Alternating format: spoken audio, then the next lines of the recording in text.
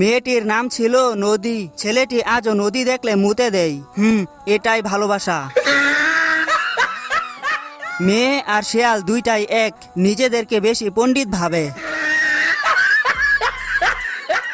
ব্যাঙ আর মেয়েদের মধ্যে কোনো পার্থক্য নাই, কারণ বৃষ্টি আসলে দুইজনেই লাফায়। বৃষ্টির মধ্যে সব থেকে সুন্দর দৃশ্যটি হলো কোনো এক মেয়েকে আছাড় খেয়ে পড়ে যেতে দেখা।